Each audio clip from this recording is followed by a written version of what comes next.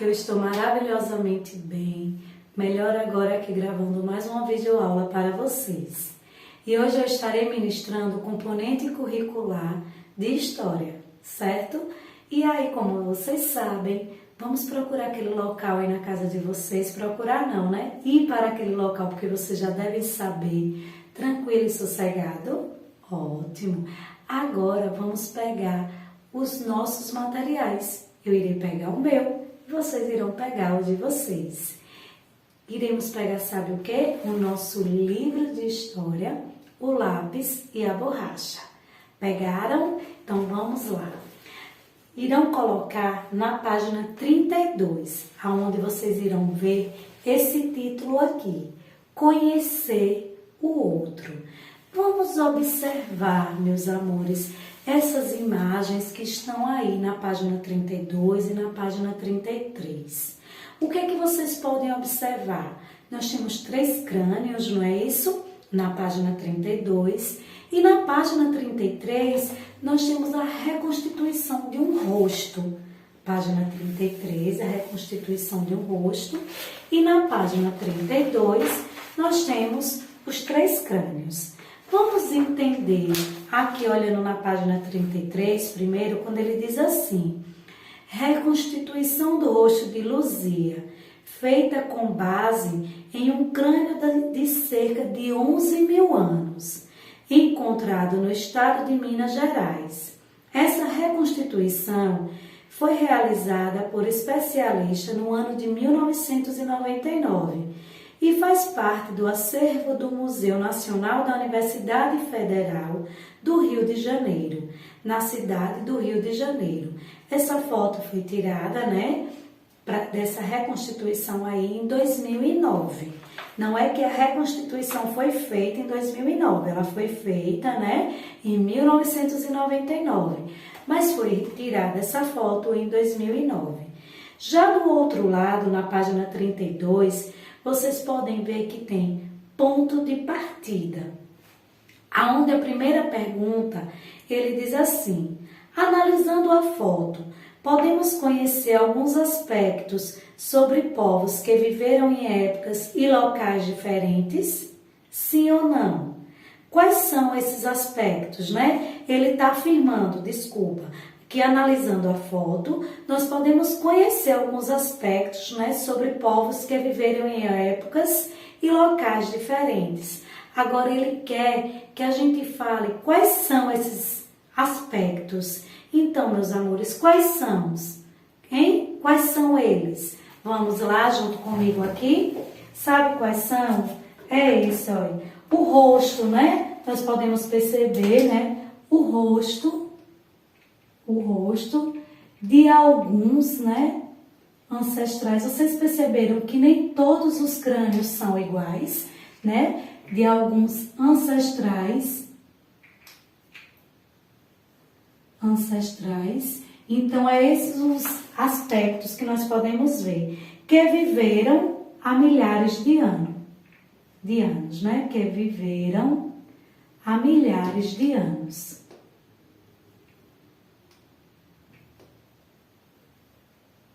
Milhares de anos. Então, como foi que a gente chegou a essa resposta? Observem aí como eu pedi para vocês observarem todos esses crânios aqui. Eles são iguais? Não, vocês estão vendo aqui que esse é diferente desse, esse também é diferente desse. Então, é isso que ele quer dizer, que observando, né, essas imagens aqui, nós podemos ver o quê? Que o rosto, conhecer, né, o rosto de alguns ancestrais que viveram há milhares de anos. Já na outra pergunta, ele diz assim: você considera importante conhecer outras sociedades de outras épocas? Sim ou não? Eu considero. Como é uma resposta pessoal, eu irei dar a minha sim. Por quê? Porque conhecendo, né, eu vou compreender muitas coisas que acontecem no meu dia a dia. Eu vou saber dos aspectos sobre o meu dia a dia, sobre a minha identidade. Quanto mais eu conheço, né, essas coisas do meu passado, dos meus ancestrais, eu também passo a conhecer tudo que acontece no meu dia a dia. É uma forma de cada vez mais enriquecer o meu conhecimento. Por isso que quando ele diz que se você acha importante, eu disse que sim. E por quê? Por causa disso, porque todas as vezes que a gente aprende, né, outros meios de vida, outras sociedades, conhecendo, né, estudando, a gente fica melhor para compreender os aspectos do nosso dia a dia. Está bem, meus amores? Agora vamos para a página 34, aonde começa toda a história, o porquê de tudo que ocorreu, né? Onde diz assim, a história dos seres humanos. Aí tem, como podemos conhecer a história dos primeiros grupos humanos? Como vimos na unidade anterior, a história é construída a partir de fontes, ou seja, vestígios do passado que chegaram até nós. Mas como podemos ter acesso a fontes de povos que viveram há milhares de anos? Hein?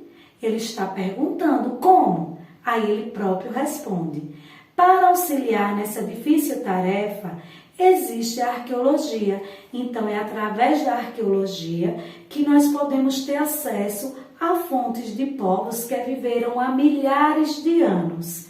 Aí ele continua. Essa ciência estuda o modo de vida dos povos antigos a partir de vestígios materiais.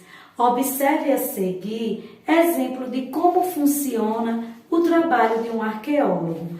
Aí, se vocês estão aí, né, com o livro de vocês, vocês podem perceber que aqui é um campo que eles estão, né? Escavação arqueológica no sítio Bonim e Uribici, né? Santa Catarina, em 2016.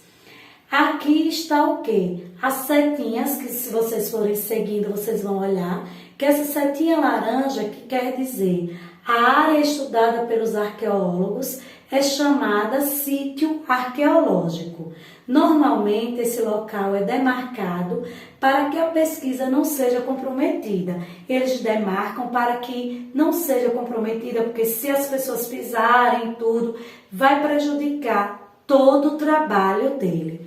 Já nessa segunda bolinha verde, que se vocês vão ver a seta, que é onde esse rapaz de vermelho está, diz assim: o processo de escavação deve ser feito com muito cuidado e atenção. Caso isso não aconteça, o material pode ser danificado e as pesquisas se tornam imprecisas. Então, ele está fazendo aqui, né, o trabalho de escavação.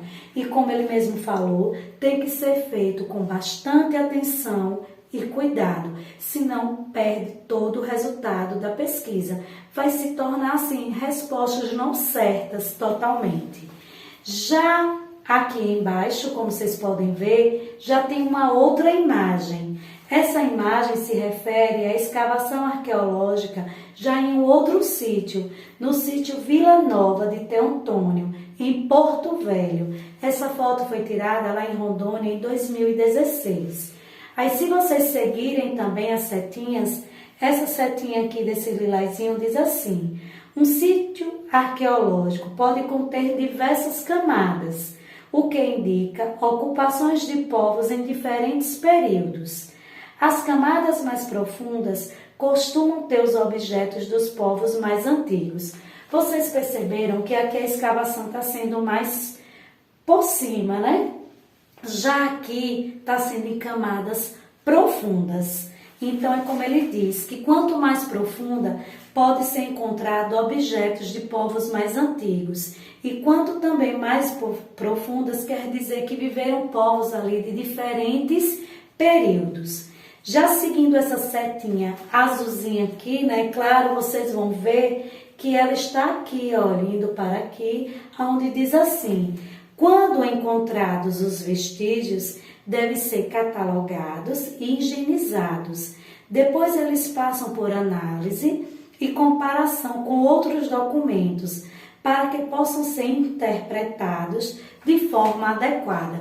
Então, vejam o processo que acontece com tudo que eles encontram nessas pesquisas, né? Então, os arqueólogos, quando eles encontram, eles têm que levar, né? Limpar, catalogar, higienizar, que quer dizer limpar, para só assim começar as análises e comparação com os documentos. Aí passa por aquele processo todo de interpretação, para só assim ser divulgado esse estudo e esse achado que eles tiveram desse objeto, certo?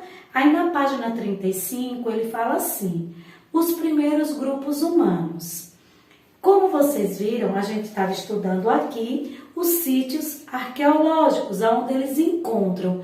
Por isso que eles sabem dizer quais foram os primeiros grupos humanos e tudo, devido a essas pesquisas, né, da arqueologia feita pelos arqueólogos. Então vamos aqui ver quais foram os primeiros grupos humanos na página 35, onde diz assim: muitas pesquisas arqueológicas buscam analisar, né, os vestígios deixados pelos primeiros grupos humanos.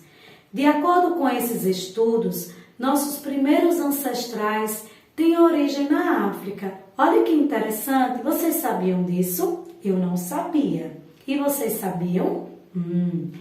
Ao longo de milhares de anos, eles se desenvolveram e se adaptaram aos diversos ambientes, passando a produzir instrumentos cada vez mais elaborados. Aí, como vocês podem ver, tem aqui, né, esses fósseis que são de alguns crânios de diferentes povos. Vamos ver aqui na legenda o que é que ele quer dizer?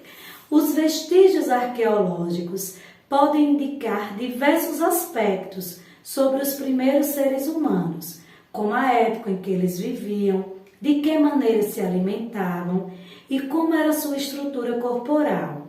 Ao lado, foto de crânios de alguns dos primeiros grupos humanos, que são esses fósseis aqui, né? Que são os crânios. Então, olha que interessante. A partir dessas pesquisas, eles conseguem saber do que era que esses ancestrais, esses povos muito antigos se alimentavam, como era a estrutura do corpo. Então, é um estudo muito bonito e que nos ajuda a entender, né, a história do nosso passado, dos nossos ancestrais. E ele continua: vamos conhecer como era o modo de vida dessas populações? E aí, vamos lá conhecer? Ele diz assim: o modo de vida nômade. Os primeiros grupos humanos não viviam em habitações fixas, pois eles tinham que se deslocar constantemente para buscar alimentos. Então, o que quer dizer? Eles eram nômades porque eles viviam mudando constantemente de um local para o outro. Para quê? Por quê, professora? Para buscar alimentos. Então, eles tinham a necessidade de estar sempre mudando. Eles não tinham uma residência, né, uma casa fixa como a gente tem, devido à procura de alimentos. Aí continua, né? Chamamos esses grupos que se mudavam com frequência de povos nômades. O modo de vida dos povos nômades eram baseado principalmente nas atividades de caça e coleta.